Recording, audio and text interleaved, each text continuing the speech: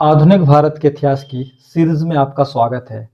आज मैं एक नया विषय लेकर आया हूं कि अंग्रेजों ने किस प्रकार पंजाब की विजय कर ली और उस पंजाब की विजय कर ली जिस पर कभी महाराणा रणजीत सिंह का शासन रहा करता था।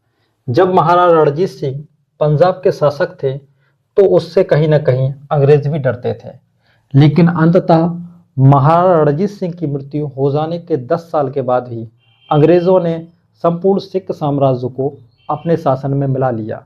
इसी टॉपिक में मैं आपको बताऊंगा कि लॉर्ड डलहौजी की वो कौन सी आक्रामक नीति थी जिन्होंने अंततः पंजाब का विलय कर लिया और सिखों ने घुटने टेक दिए। इसी क्रम में मैं सिख धर्म के उस संक्षिप्त इतिहास को भी बताऊंगा कि किस प्रकार सिखों का धर्म स्टार्ट हुआ और उनके गुरुओं ने कौन कौन से कार्य किए, उस पर भी हम संक्षिप्त दृष्टि डालेंगे, जिससे आपको उन सिख के 10 गुरुओं के बारे में हल्की फुल्की जानकारी हो जाएगी जो सामान्यतः किसी एग्जाम में आती रहती है। और उसी के क्रम में हम पढ़ेंगे कि किस प्रकार गुरु गोविंद सिंह की मृत्यु हो जाने के बाद बंदा बहादुर के हाथों में सिक्कों की डोर आ गई और बंदा बहादुर की जब मृत्यु हो गई, बंदा बहादुर की मृत्यु हो जाने के बाद सिख किस प्रकार 12 मिसलों में डिवाइड हो गए और मिसलों में से ही एक मिसल थी जिसका नाम था सुकर चकिया, और सुकर चकिया मिसल के ही हुआ करते थे महाराणा रणजीत सिंह। और महाराणा रणजीत सिंह ने एक इतना बड़ा साम्राज्य बना लिया जो उस समय एशिया की दूसरे नंबर की सेना रखता था। इसी क्रम में हम आपको सब बताएंगे। इसलिए आज सबसे पहले हम देखेंगे सिख धर्म का संक्षिप्त इतिहास। सिख धर्म का संक्षिप्त इतिहास। सिख धर्म का संक्षिप्त इतिहास। तो आप जानते होंगे कि सिख धर्म के जो संस्थापक माने जाते हैं वो गुरु नानक जी माने जाते हैं। गुरु नानक जी का जन्म 1469 ईस्वी में तलवंडी वर्तमान पाकिस्तान में हुआ था। उन्होंने अपने जीवन में कई धार्मिक कार्य किए। अगर उसके अब डिटेल में जाएंगे तो टॉपिक बहुत लंबा हो जाएगा, इसलिए संक्षिप्त में हम देखते हैं सिख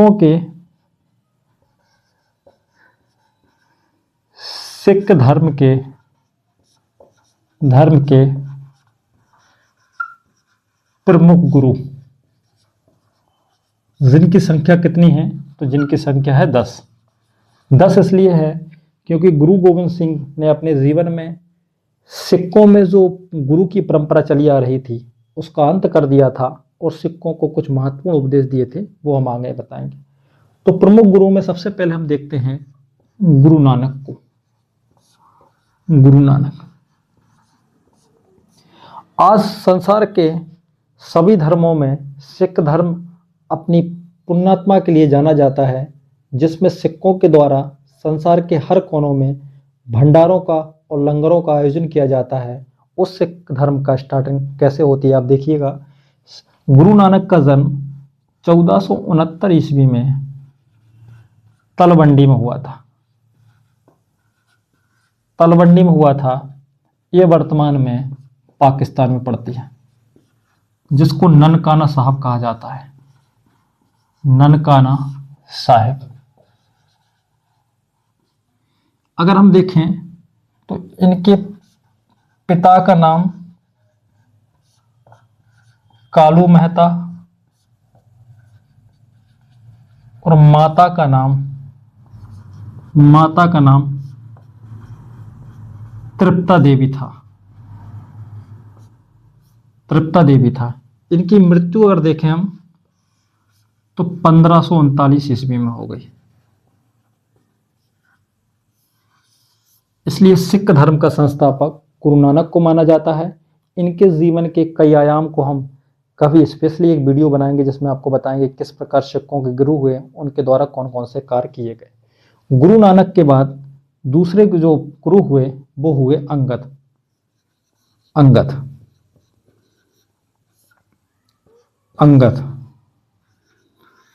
अंगद के बाद तीसरे गुरु जो होते हैं उनका नाम है अमरदास। चौथे गुरु जो हुए वो हुए रामदास।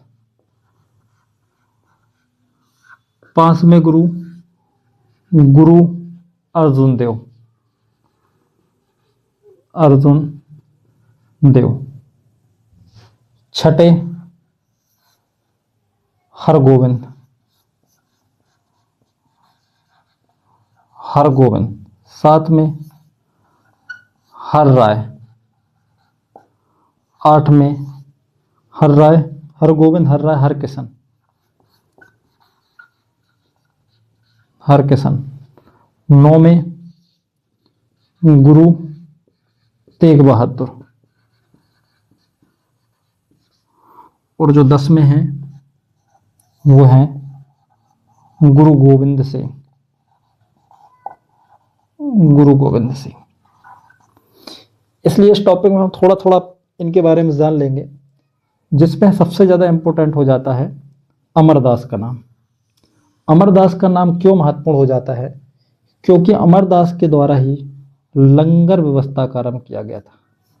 लंगर व्यवस्था, जो सामूहिक भोजन की व्यवस्था थी, जो आज भी सिख धर्म के लिए प्रसिद्ध है। और स्वर्ण मंदिर अर्थात गोल्डन टेम्पल अमृतसर में, जहां हमेशा खाना मिलता है, और विश्व में जहां जहां भी सिख धर्म के गुरुद्वारा रहेंगे उसमें निःशुल्क रूप से लंगर व्यवस्था की जाती है। मैं आपको स्टोरी बताता हूं। भारत में एक प्रांत है जिसका नाम आप जानते होंगे, लद्दाख। लद्दाख की राजधानी लेह है। अगर आप कभी लेह जाएंगे तो लेह में जहाँ वेज जो खाना है, शाकाहारी खाना है, वो आपको 500 से 600 रुपये में मिलेगा। वो भी एक सामान्य खाना मिलेगा। वहीं लेह से लगभग 13 से 14 किलोमीटर दूर एक स्थान है जिनको पत्थर साहिब के नाम से जाना जाता है। वहाँ हमेशा सिख लोग खाना वितरित करते हैं, और उस खाना की कीमत हज़ारों रुपए में होगी, वो भी निःशुल्क तरीके से। इसलिए आप देखेंगे वो लंगर व्यवस्था का जो आरंभ था वो अमरदास के द्वारा किया गया। रामदास का नाम क्यों महत्वपूर्ण हो जाता है? क्योंकि रामदास ने अमृतसर शहर की स्थापना की थी। अमृतसर शहर, अमृतसर शहर नहीं, अमृतसर मान लीजिए आप, ठीक है, अमृतसर की स्थापना की थी, अमृतसर। और गुरु अर्जुन देव ने अमृतसर में जो गोल्डन टेम्पल है, गोल्डन टेम्पल को बनवाया था। और गोल्डन टेम्पल को बनवाने के बाद उस पर जो गोल्ड की जो परत लगाई गई थी वो महाराजा रणजीत सिंह के द्वारा लगवाई गई थी, गोल्डन टेम्पल। और गुरु अर्जुन देव के बारे में एक बात और ध्यान रखिएगा कि इन गुरु अर्जुन देव को मुगल शासक जहांगीर ने फांसी की सजा दे दी थी, अर्थात मृत्युदंड दे दिया था। तो इनको मृत्युदंड किसने दिया था? मृत्युदंड दिया था मुगल शासक जहांगीर ने, शासक जहांगीर ने। अब जब राजपूत पॉलिसी मुगल साम्राज्य पढ़ते हैं तो मुगल साम्राज्य में आप देखेंगे कि जब गुरु अर्जुन देव को मुगल शासक जहांगीर ने मृत्युदंड दे दिया, उसके बाद सिख बनाम मुगलों का डिस्प्यूट स्टार्ट हो गया, और अंततः वो डिस्प्यूट चलता ही रहा, और औरंगजेब की मृत्यु के बाद भी समाप्त नहीं हुआ। उसके बाद हरगोविंद का महत्वपूर्ण नाम इसलिए है कि हरगोविंद ऐसे पहले गुरु थे, क्योंकि अर्जुन देव को जब फांसी दी गई उसके बाद गुरु हरगोविंद ने ही सिक्कों को सर्वप्रथम सैन्य रूप में बदलने का प्रयास किया था। सैन्य रूप में बदलने का प्रयास किया, बदलने का प्रयास किया। उसके बाद गुरु तेग बहादुर को मुगल शासक जिसका नाम था गुरु तेग बहादुर को औरंगजेब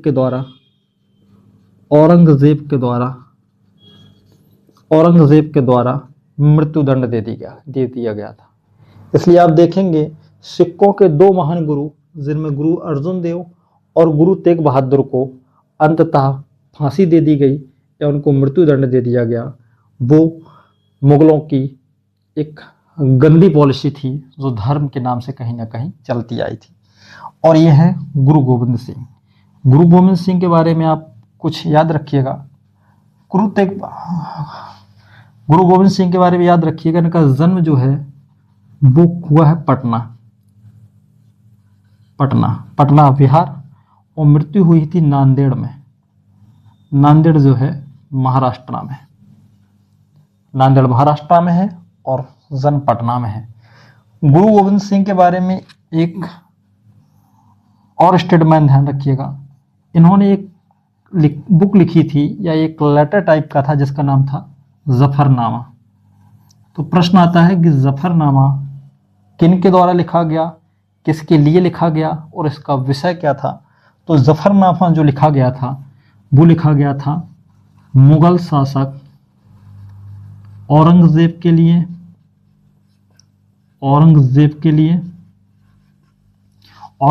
लिए और इसका विषय क्या था।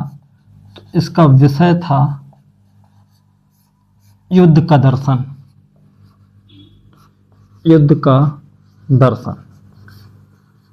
इसके माध्यम से गुरु गोविंद सिंह ने औरंगजेब को यह बताने का प्रयास किया था कि आप जिसको युद्ध मानते हैं, जिसको धर्म युद्ध मानते हैं, वो आखिर है क्या। अगर युद्ध करना है तो युद्ध की वास्तविक पॉलिसी क्या होनी चाहिए, और आप जिसको धर्म युद्ध कहते हैं वो वास्तविकता में धर्म युद्ध है ही नहीं। इसलिए हमने सिख धर्म के संक्षिप्त इतिहास में ये देखा कि आप ये देखेंगे कि गुरु गोविंद सिंह की मृत्यु हो जाने के बाद गुरु गोविंद सिंह ने सिखों में वो गुरु की परंपरा का अंत कर दिया और उन्होंने कहा कि आज से गुरु परंपरा समाप्त हो जाती है। अब आप देखेंगे इसी के बाद जो सिखों का साम्राज्य बनना स्टार्ट होगा वो किस प्रकार होगा।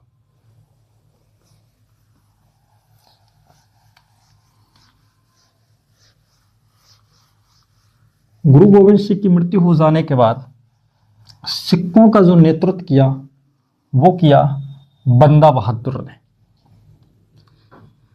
गोविंद सिंह की मृत्यु हो जाने के बाद गुरु गोविंद सिंह की मृत्यु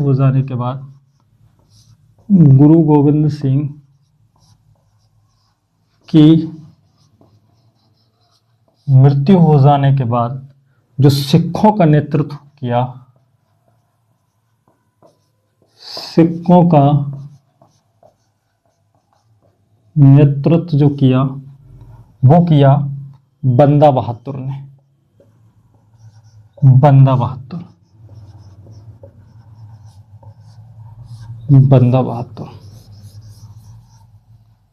अब मानिए कि सिखों में जो गुरु की परंपरा थी उसका अंत हो गया और अब गुरु गोविंद सिंह के बाद सिखों का जो नेतृत्व कर रहा है वो कौन कर रहा है, वो कर रहा है बंदा बहादुर। क्योंकि मैंने आपको बताया है कि गुरु अर्जुन देव की मृत्यु हो जाने के बाद या उनको मृत्युदंड के बाद सिखों की पॉलिसी मुगलों के प्रति और मुगलों की जो नीति थी वो सिखों के प्रति एक प्रतिद्वंदता की हो गई थी। और प्रतिद्वंदता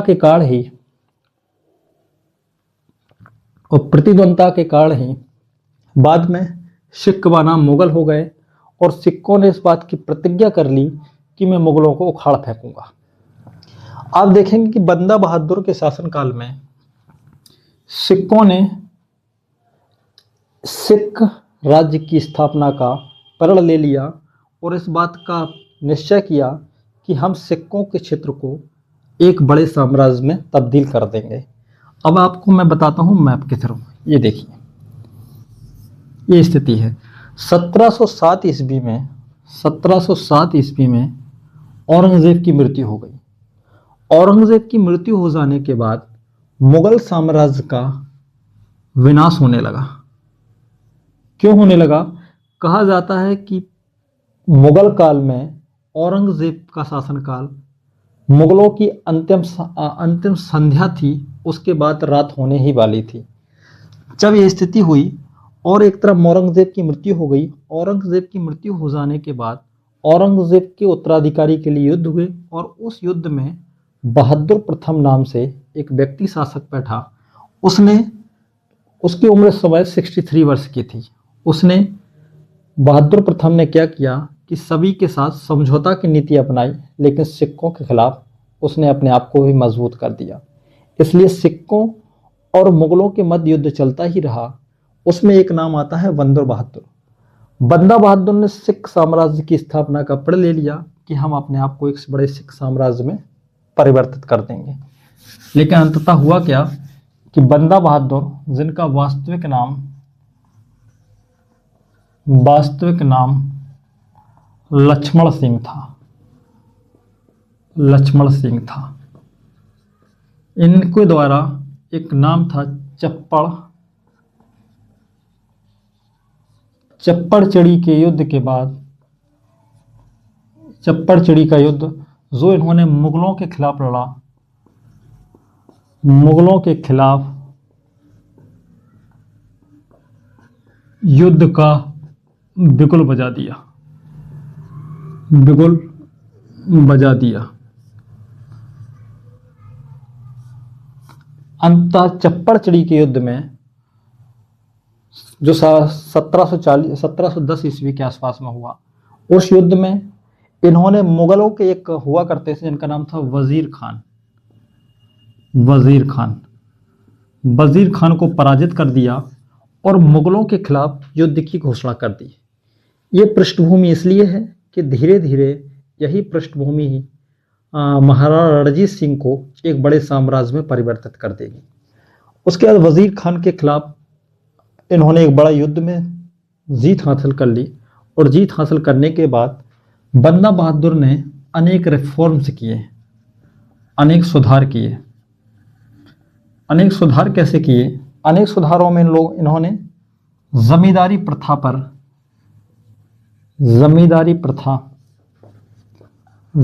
प्रथा का अंत कर दिया। अंत कर भूमि किसानों में वितरित की। राजस्व के कई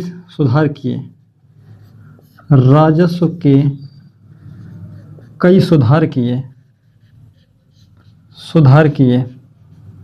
उसके बाद न्याय की उत्तम व्यवस्था की।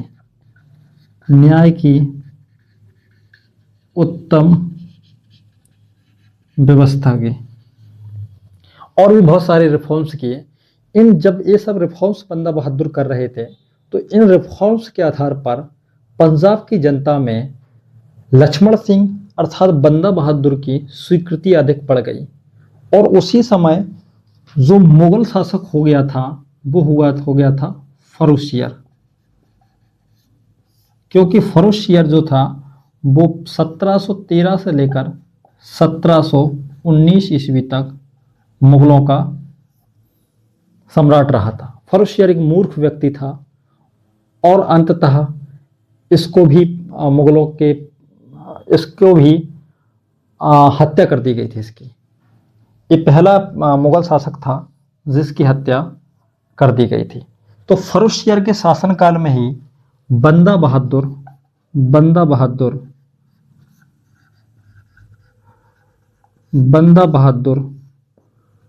एक युद्ध में हार गया। जिस युद्ध में अगर देखें तो बंदा बहादुर गुरदासपुर नागल के पास एक युद्ध में पराजित हो गए। एक युद्ध में पराजित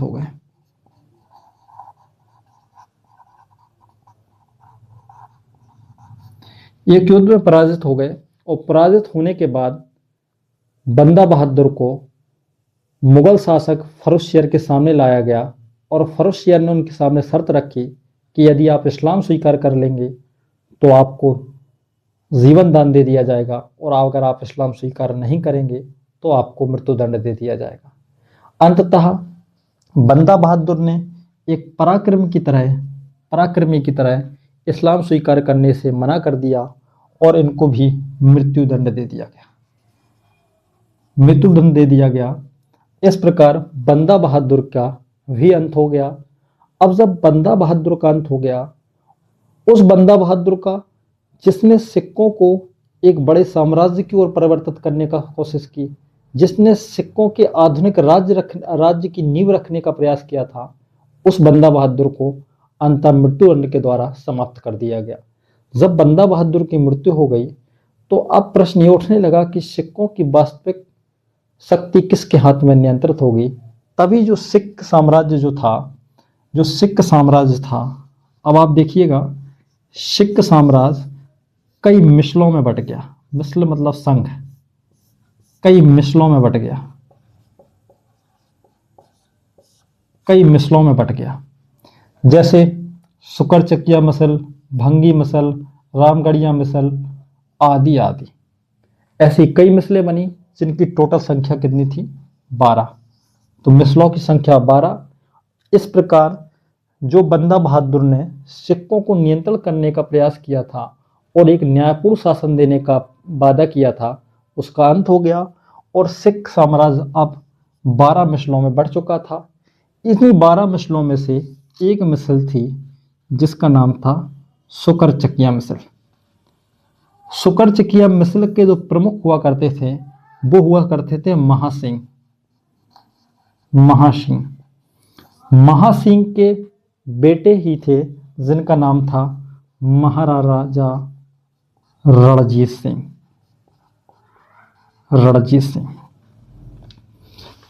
हम आपको बताएं किस प्रकार महाराजा रणजीत सिंह ने एक बड़े साम्राज्य का विकास कर लिया।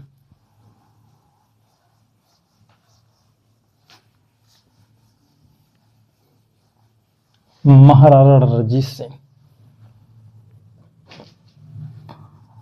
महाराजा रणजीत सिंह, महाराजा रणजीत सिंह। महाराजा रणजीत सिंह का संबंध किस मिसल से है? तो आपको पता होना चाहिए, इनका संबंध है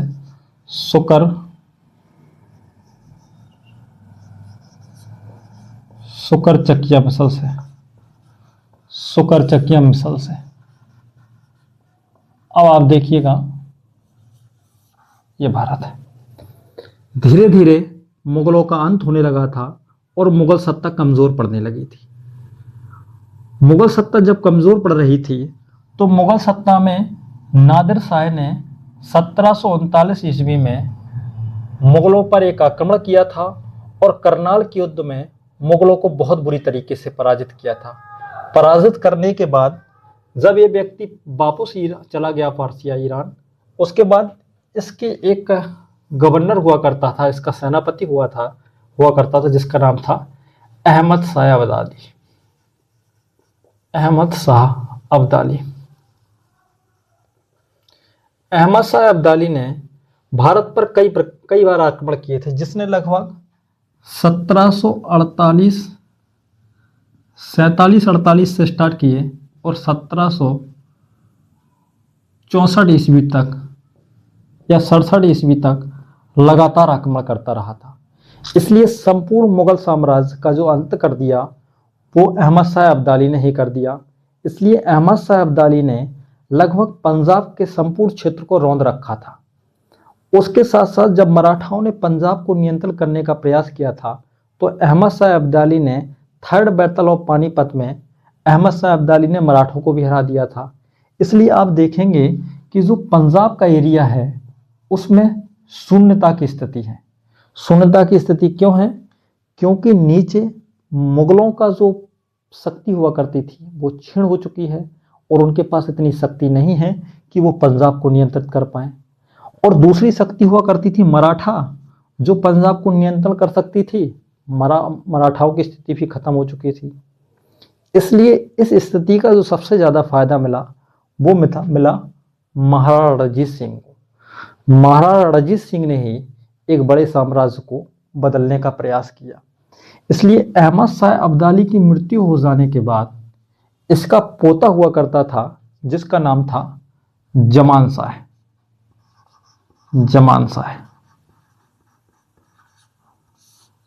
शाह ने जब 1798 ईस्वी में पंजाब पर आक्रमण किया, पंजाब पर आक्रमण क्यों कर रहा है? क्योंकि जमान शाह ऐसा मानता है कि अहमद शाह अब्दाली का क्षेत्र पंजाब था, तो ये मेरी भी बपौती है। इसलिए इसने जब पंजाब पर आक्रमण किया और पंजाब पर आक्रमण करने के कारण रणजीत सिंह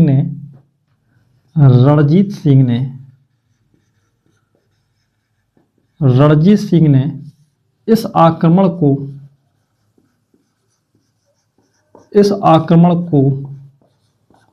विफल कर दिया। और विफल जब कर दिया तो जब क्या बोलते हैं जमान शाह वापस जा रहा था तो चिनाब नदी में इसकी कुछ तोपें गिर गई। लेकिन महाराणा रणजीत सिंह ने एक बुद्धिमत्ता का काम किया और एक अच्छे शासक का कार्य किया और इन तोपों को निकलवाकर वापस जमान साहब को भिजवा दिया। जब जमान साहब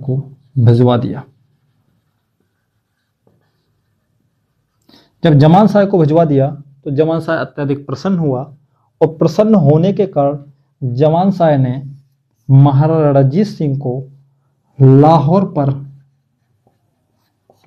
पर अधिकार करने की अनुमति दे दी।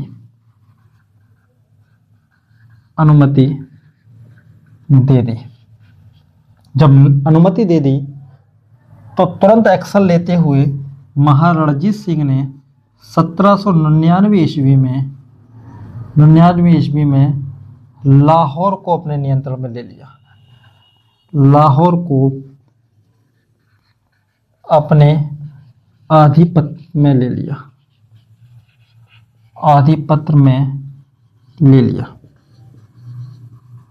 और जब ले लिया तो यहाँ से महाराणा रणजीत सिंह के साम्राज्य का विकास होना आरंभ हो गया और उनके हाथ में एक महत्वपूर्ण स्थान लग गया था जिसका नाम था लाहौर। उसी समय हुआ क्या,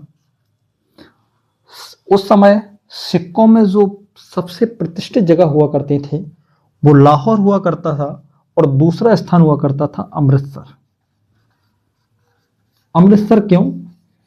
क्योंकि लाहौर जो थी वो राजनीतिक जगह हुआ करती थी, राजनीतिक राजधानी भी कह सकते हैं। लेकिन सिक्कों की जो धार्मिक राजधानी हुआ करती थी अर्थात जहां गोल्डन टेम्पल है वो हुआ करती थी अमृतसर। इसको बोल सकते हैं धार्मिक राजधानी। और धार्मिक राजधानी पर इस समय किस मिसल का अधिकार था? तो वो था भंगी मिसल का।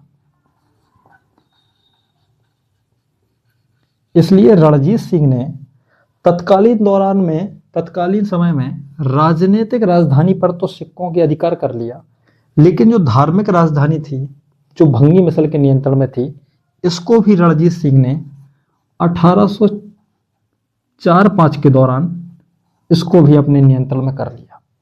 इसको नियंत्रण में करने के बाद जहां एक और राजनीतिक राजधानी और दूसरी ओर धार्मिक राजधानी दोनों पर महाराणा रणजीत सिंह का नियंत्रण हो गया। इसलिए अब सिख साम्राज्य में और सिक्कों में महाराणा रणजीत सिंह की स्वीकृति अधिक बढ़ने लगी। क्यों बढ़ने लगी? क्योंकि एक तरफ राजनीतिक राजधानी एक तरफ धार्मिक राजधानी दोनों उनके नियंत्रण में आ चुकी थी। जब दोनों नियंत्रण में आ गई उसी समय अफगान का एक व्यक्ति हुआ करता था जिसका नाम था शाह शुजा को इसके भाई महमूद शाह के द्वारा अफगान की गद्दी से हटा दिया गया था और उसने अपने सहायक एक व्यक्ति का नाम हुआ करता था दोस्त मोहम्मद की सहायता से इसको हटा दिया था और हटाने के बाद अफगान की गद्दी पर अपने आप को स्थायित्व दे दिया था। इसलिए शाह शुजा ने महाराणा रणजीत सिंह से क्या बोलते संपर्क किया और इनको कोहिनूर हीरा दिया था, कोहिनूर हीरा प्रदान किया। और कहा कि आप मुझे हेल्प करिए, लेकिन महाराणा रणजीत सिंह ने हेल्प करने के लिए कुछ शर्तें लगाई थी। वो बहुत डिटेल का विषय है, जिसको शाह शुजा ने मना कर दिया था, और मना करने के बाद उसमें बीच में फिर ये व्यक्ति अंग्रेजों के पास चला गया। इसलिए अब उनकी स्वीकृति बहुत अधिक बढ़ गई थी, क्योंकि कोहिनूर हीरा भी मिल चुका है। ये सब उनका साम्राज्य धीरे धीरे बढ़ने लगा था। बढ़ने के साथ साथ आप देखेंगे महाराणा रणजीत सिंह के पास तत्कालीन समय में, उस समय एशिया की दूसरी सबसे बड़ी सेना उनके पास में थी। इसलिए महाराणा रणजीत सिंह के अगर देखें तो इस समय जो उनके प्रांतों की संख्या हो गई थी, वो हो गई थी, एक तो लाहौर पर उन्होंने नियंत्रण कर लिया था, लाहौर, पेशावर, मुल्तान और कश्मीर आदि क्षेत्रों पर उन्होंने अपना अधिकार कर लिया था, और एक बड़ा साम्राज्य की ओर वो धीरे धीरे बढ़ने लगे थे। बढ़ने के दौरान ही महाराणा रणजीत सिंह ने ये प्लान किया था कि मैं सिंध को भी अपने नियंत्रण में ले लूं। इसीलिए इन्होंने विलियम बेंटिक से एक संधि भी की थी, लेकिन वो संधि लालसा सफल नहीं हुई थी। इसलिए जब ये साम्राज्य का प्रसार कर रहे हैं, साम्राज्य का विस्तार कर रहे हैं, साम्राज्य का विस्तार कर रहे हैं, तो उसमें होगा क्या कि कुछ मिसलें जो थी वो अंततः महाराणा रणजीत सिंह के खिलाफ में हो गई, और खिलाफ में जब हो गई तो उन लोगों ने अंततः अंग्रेजों का संरक्षण लेना सही समझा। जब सही समझा तो उन लोगों ने क्या किया कि मान लीजिए चिनाब नदी ये है, चिनाब नदी के पूर्व में वो मिस्र के लोग बस गए, जो महाराणा रणजीत सिंह को पसंद नहीं करते थे, और उन्होंने अंग्रेजों से संधि कर ली। अंग्रेजों से संधि करने के बाद महाराणा रणजीत सिंह ने एक समय चिनाब नदी को पार किया और उन लोगों से राजस्व वसूला, और उनके साथ उनको पराजित भी किया। इसलिए अंग्रेजों को ये बात अच्छी नहीं लगी, और 1809 ईस्वी में अंग्रेजों ने महाराणा रणजीत सिंह के साथ एक संधि की थी, जिस संधि का नाम था अमृतसर की संधि। अमृतसर की संधि किन किन के मध्य है? तो अंग्रेजों के मध्य बनाम महाराजा के मध्य। इसकी जो मुख्य शर्त रखी गई, वो शर्त ये रखी गई कि आज से महाराणा रणजीत सिंह सतलज को पार नहीं करेंगे, और सतलज के इस तरफ के जितने प्रांत हैं वो अंग्रेजों के होंगे, और उस तरफ के जो प्रांत हैं वो अब महाराणा रणजीत सिंह के होंगे। इसलिए सतलज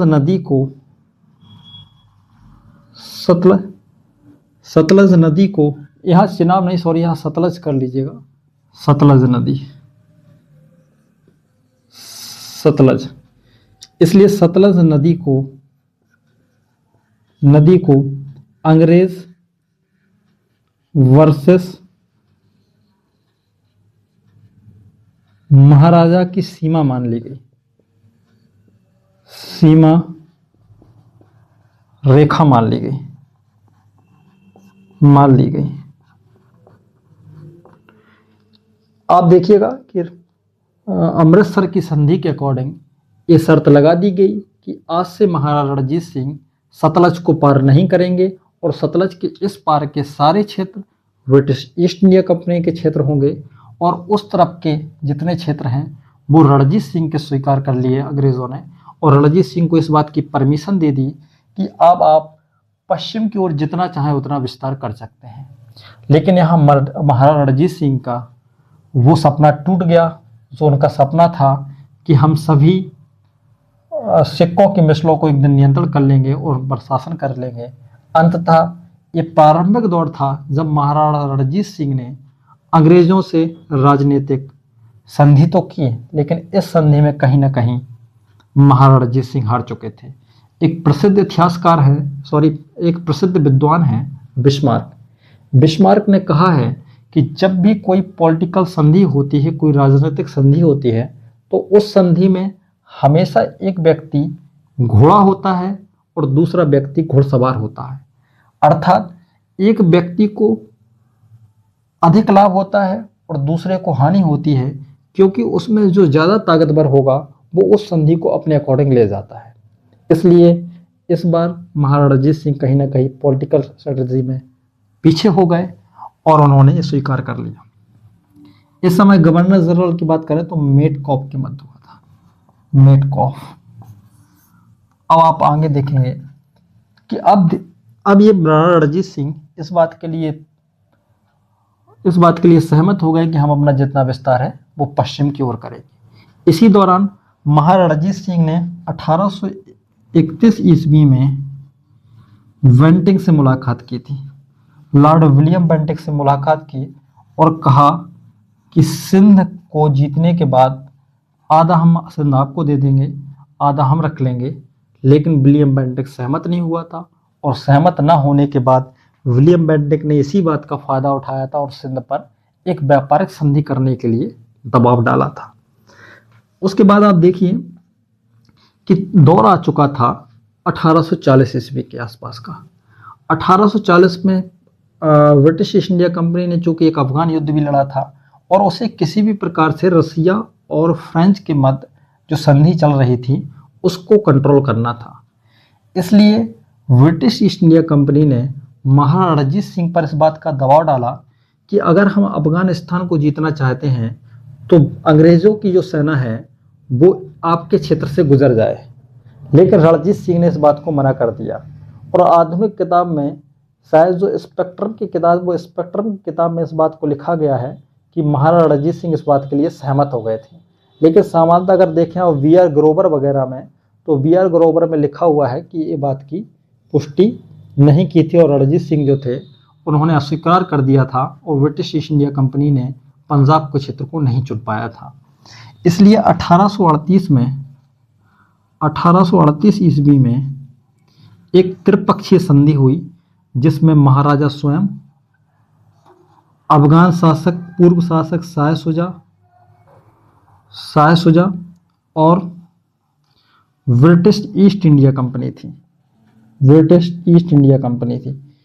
इस संधि के द्वारा ये शर्त रखी गई थी कि आज से महाराजा यदि सिंध पर किसी प्रकार का डिस्प्यूट होता है तो महाराजा सिंध और पंजाब के मध्य अंग्रेजों की मध्यस्थता स्वीकार कर लेंगे।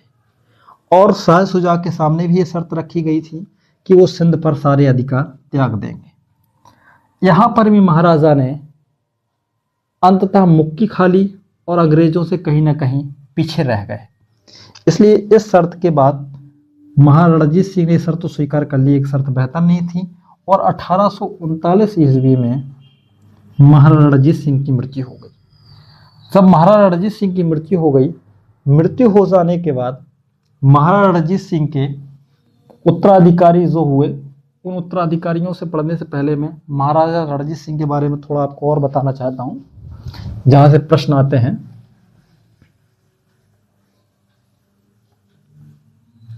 एक तो यही प्रश्न आता है कि महाराणा रणजीत सिंह के क्षेत्र में कौन कौन से क्षेत्र थे, तो हम आपको बताएं लाहौर, पेशावर, मुल्तान और कश्मीर। इसको ध्यान रखिए। टोटल प्रांतों की संख्या जो थी वो 4 थी। परगनाओं की संख्या अगर देखी जाए तो 12 थी। महाराणा रणजीत सिंह के संबंध में कुछ तथ्य आप याद रखिएगा। कुछ तथ्य इसलिए आपको जरूरी है कि महाराणा रणजीत सिंह ने अपनी सेना को यूरोपीय पैटर्न पर ढाला था। यूरोपीय पैटर्न पर ढाला था। यूरोपीय पैटर्न पर ढालने के कारण इसमें कुछ नाम हैं जिसमें एलार्ड और वेंचुरा जैसे यूरोपीय अधिकारों की नियुक्ति की थी। यूरोपीय अधिकारियों की नियुक्ति की थी। और महाराणा रणजीत सिंह की सेना एशिया की दूसरी सबसे बड़ी सेना थी। एक फ्रांसीसी इतिहासकार ने, एक फ्रांसीसी पाठक ने महाराणा रणजीत सिंह को, एक फ्रांसीसी पाठक ने अर्थात उसने पाठक ने, टूरिस्ट ने भारत का नेपोलियन कहा था इनको, भारत का नेपोलियन कहा था, भारत का नेपोलियन कहा था। इनके प्रमुख अधिकारी भी साथ देख लीजिए, प्रमुख अधिकारी, प्रमुख अधिकारियों के संबंध में प्रश्न आता है। प्रमुख अधिकारियों में इनके जो प्रधानमंत्री, जो मुख्यमंत्री हुआ करते थे, मुख्यमंत्री जो थे वो हुआ करते थे ध्यान सिंह, ध्यान सिंह। और इनके जो क्या बोलते हैं विदेश मंत्री हुआ करते थे, फॉरेन मिनिस्टर, वो हुआ करते थे, विदेश मंत्री जो हुआ करते थे वो था अजीजुद्दीन, अजीउद्दीन। और इनके जो राजस्व मंत्री या दीवान हुआ करते थे उनका नाम है दीनानाथ। एक और आप नाम याद रखिएगा, इनके जो मुख्य तोपची थे या जिनके तोपखाना जिनके नियंत्रण में रहा करता था उनका नाम था इलाही बख्श, इलाही बख्श, इलाही बख्श। इलाही बख्श के हाथों में इनका मुख्य तोपखाना रहा करता था। और जो सूबा का जो प्रमुख रहता था, सूबा के प्रमुख को नाजिम बोला जाता था, नाजिम। या आप रणजीत सिंह के बारे में इतने तथ्य याद रखिए। रणजीत सिंह सामान्यतः एक आंख से ही देख सकते थे, इसलिए वो कहते थे कि मैंने अपने जीवन में सभी धर्मों को एक ही दृष्टि से देखा है, इसलिए लगता है ईश्वर ने मुझे एक आंख ही नहीं दी। इसलिए आप देखिएगा कि रणजीत सिंह के बारे में तथ्यों को आप याद रखिएगा। उसके बाद जब रणजीत सिंह की मृत्यु हो गई, रणजीत सिंह की मृत्यु हो जाने के लगभग 10 साल में ही एक इतना बड़ा सिख साम्राज्य अंग्रेजों से परास्त हो गया जो कभी रणजीत सिंह ने सोचा भी नहीं होगा। इसलिए आप देखेंगे रणजीत सिंह की मृत्यु कब हुई, तो रणजीत सिंह की मृत्यु 1839 में हुई। और इनके जो मुख्य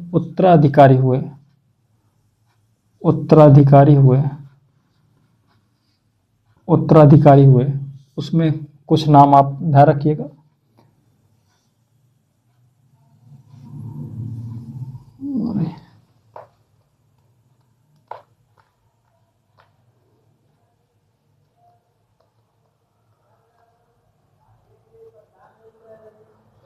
जिसमें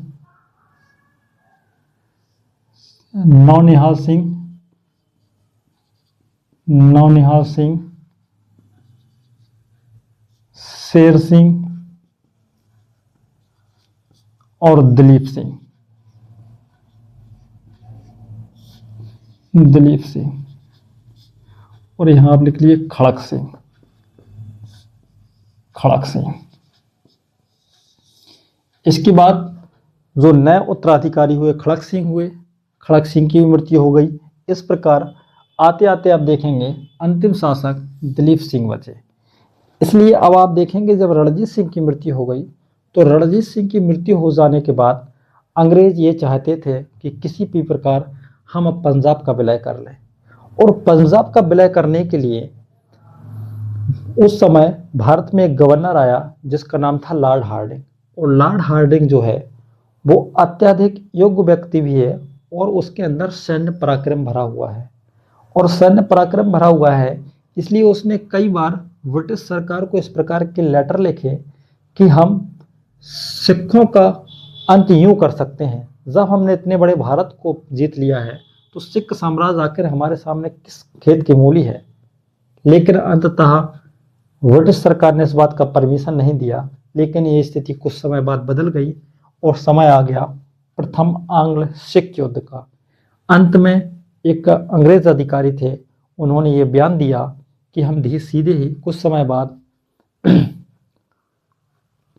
कुछ समय बाद सिक्कों का अंत करने वाले हैं और दलीप सिंह सिक्कों के अंतिम शासक होंगे। इसलिए अब सिख सेना में हड़कंप मच चुका था। लेकिन आप देखेंगे कि रणजीत सिंह की मृत्यु जैसे ही हुई थी, मृत्यु हो जाने के बाद सिख साम्राज्य में जहां उनके अयोग्य उत्तराधिकारी बन रहे थे, वहीं सेना ने भी एक अलग से स्थिति उत्पन्न कर दी थी। अब सेना उस व्यक्ति का साथ दे रही थी जो उसको अधिक से अधिक सैलरी दे रहा था। इसलिए सेना ने अपना भी संगठन बना लिया था। सेना अपने लिए लड़ाई भी लड़ना स्टार्ट कर दी थी। लेकिन उसमें उस समय महाराणा रणजीत सिंह के किसी वंशज का कोई अधिकार भी नहीं होता था। इसलिए अब जो स्थिति थी वो दयनीय हो चुकी थी और स्थिति उत्पन्न हो गई प्रथम आंग्ल सिख युद्ध। समय कब से कब इसका? तो समय है 1845 ईस्वी से लेकर 1846 ईस्वी। यह है प्रथम आंग्ल सिख युद्ध।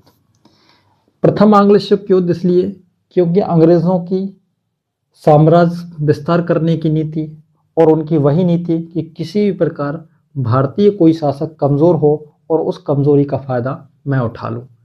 इसलिए प्रथम आंग्ल सिख युद्ध में जो गवर्नर जनरल है, कौन है? गवर्नर जो है वो है लॉर्ड हार्डिंग।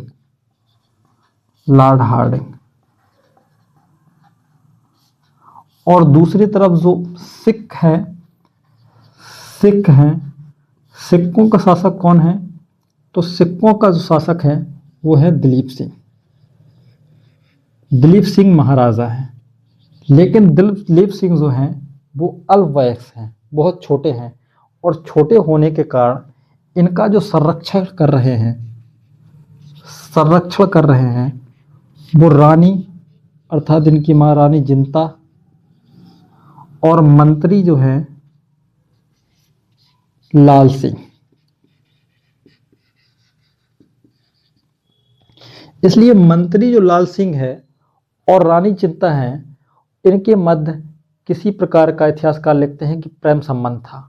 और प्रेम संबंध होने के कारण जब अंग्रेज इन लोगों के खिलाफ कार्रवाई करते थे, तभी लाल सिंह ने गुपचुप तरीके से ब्रिटिश ईस्ट इंडिया कंपनी से इस बात की वार्ता कर ली थी कि यदि युद्ध होगा तो उस युद्ध में हम लोगों को अर्थात रानी जिंता, दलीप सिंह और लाल सिंह को बख्श देना, बाकी युद्ध की जो स्थिति होगी वो आप नियंत्रण कर लेना। इसलिए अंततः अंग्रेज़ों ने डिसीजन लिया और धीरे धीरे अंग्रेज़ों ने सतलज के किनारे अपनी सारी फोर्स लगा दी। धीरे धीरे कई आर्मी का वहाँ वो एम्प्लॉयमेंट करने लगे और दूसरी तरफ सिंध में भी तैयारी चलने लगी, क्योंकि ब्रिटिश ईस्ट इंडिया कंपनी ये चाहती है कि किसी भी प्रकार यदि हम पंजाब के क्षेत्र से जाते हैं और पंजाब के क्षेत्र से हमको पराजय मिलती है, क्योंकि सिख आर्मी जो थी वो अत्यंत पराक्रमी आर्मी थी और उसने बड़ी बड़ी साम्राज्यवादी सफलताएं भी अर्जित की थी। इसलिए ये चाहते हैं कि यदि हम पंजाब के क्षेत्र से किसी भी प्रकार असफल होते हैं तो हम दूसरी लाहौर की तरफ से आक्रमण कर देंगे। धीरे धीरे ये तैयारी जो थी वो जब चलने लगी, सतलज पर पुल बनाए जाने लगे थे और बड़ी बड़ी आर्मियों का डिप्लॉयमेंट हो रहा था, तो डिप्लॉयमेंट होते समय सिखों को इस बात की भनक लग गई सिखों की आर्मी को कि अब युद्ध होने वाला है। इसलिए अंततः सिखों ने निर्णय लिया और सतलज पार की, क्योंकि ये निर्णय इसलिए लिया सिखों ने कहा था कि युद्ध तो होगा लेकिन युद्ध हमारी ज़मीन पर नहीं होगा बल्कि अंग्रेज़ों की ज़मीन पर होगा। और सिख आर्मी ने सतलज को पार किया और दोनों के मध्य युद्ध हुआ। लेकिन लाल सिंह और तेज सिंह जैसे व्यक्ति जो थे वो पहले से ही ईस्ट इंडिया कंपनी से वार्ता कर चुके थे और इनकी गद्दारी का जो परिणाम था वो अंततः सिख की आर्मी पराजित हुई। इसलिए इसमें प्रथम युद्ध में जो प्रमुख लड़ाइयों से क्वेश्चन आते हैं कि प्रमुख कौन कौन सी लड़ाइयाँ थी। प्रमुख लड़ाइयों में अगर हम देखें तो इसमें एक लड़ाई का नाम आता है मुदकी की लड़ाई।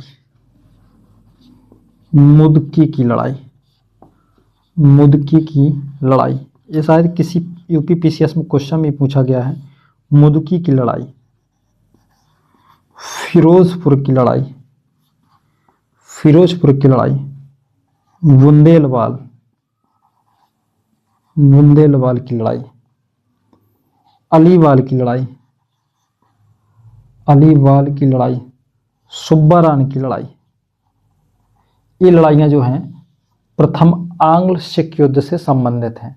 अंततः सिख हार गए और सिखों के हारने के बाद एक संधि लगाई गई, जिस संधि का नाम था लाहौर की संधि। लाहौर की संधि, लाहौर की संधि 1845 ईस्वी। लाहौर की संधि जब लगाई गई तो लाहौर की संधि में क्या शर्त रखी गई कि दिलीप सिंह को हम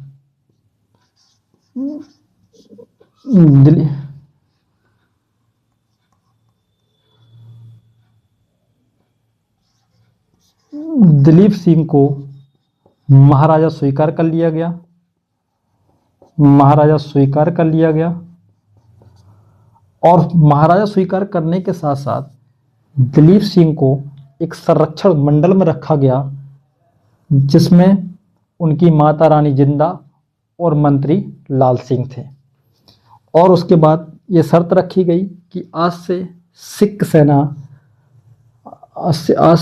से ब्रिटिश सेना सिख के किसी भी क्षेत्र में आवागमन कर पाएगी और बाहर रह पाएगी, और एक ब्रिटिश रेजिमेंट भी रखा जाएगा और दिलीप सिंह के संरक्षण में रहते हुए ये शासन किया जाएगा। इस प्रकार लाहौर की संधि के बाद प्रथम आंग्ल सिख का अंत हो गया, लेकिन अंग्रेज अपनी शर्तों से खुश नहीं थे। अंततः उन्होंने डिसीजन लिया और अगले वर्ष ही एक और संधि इसमें की, पूरक संधि, जिसका नाम था भैरववाल की संधि। ये भी समय की 1846। इस संधि की शर्तें जो थी वो क्या की कि दिलीप सिंह का जो संरक्षण था उनकी माता से और मंत्री से हटा दिया गया, और दिलीप सिंह को एक अंग्रेजी मंडल में रखकर, जिसमें हेनरी लॉरेंस और जॉन लॉरेंस वगैरह होंगे, रखकर उनकी शिक्षा की व्यवस्था का आरंभ किया गया। और धीरे धीरे और सिखों की आर्मी को और कम कर दिया गया और ऐसी शर्तें रखी गई कि आप इतना राजस्व देंगे वगैरह वगैरह। इसलिए भैरववाल की संधि हो गई।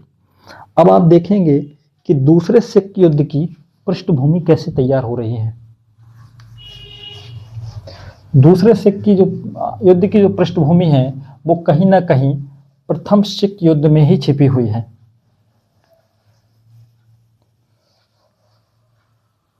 प्रथम सिख युद्ध में क्यों छिपी हुई है कि अगर आप देखेंगे सेकेंड आंग्ल सिख युद्ध, सेकेंड आंग्ल सिख युद्ध, इसका समय कितना है तो समय है 1849 ईस्वी। 1849। धीरे धीरे जो ब्रिटिश रेजिमेंट रखा गया था उसने सिखों के आंतरिक मामले में हस्तक्षेप आरंभ कर दिया गया। सिखों से इतने पैसे की मांग की जाने लगी, सिखों की सेना की संख्या भी कम कर दी थी। जब सेना की संख्या कम कर दी गई थी तो वहां पर बहुत से सैनिक बेरोजगार हो गए थे, जो कभी महाराणा रणजीत सिंह के सेना में रहकर अपना रोजगार कमाते थे, अब उनको सेना से निकाल दिया गया था। इसलिए विद्रोह का कारण ये भी था। वहीं मुल्तान का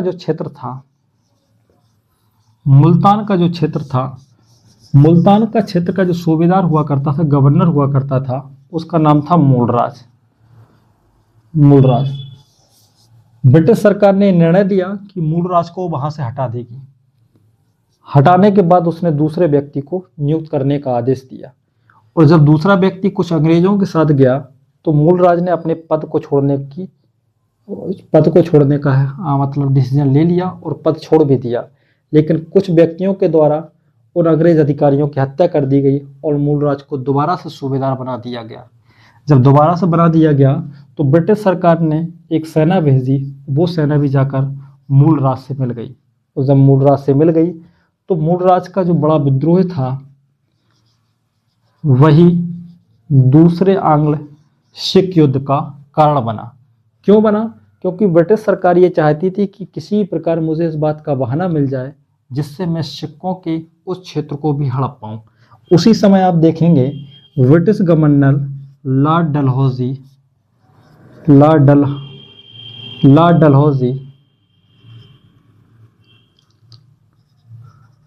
डलहौजी भी आ गया था, और वो एक साम्राज्यवादी गवर्नर जनरल था, और वो ऐसे राजा महाराजाओं को बनाने में विश्वास नहीं करता था जो किसी प्रकार की झूठ माट के राजा हों।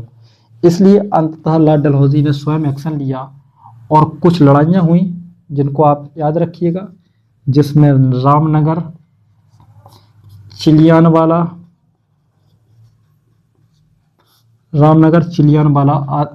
चिलियानवाला और इसको बोलते हैं गुजरात की लड़ाई।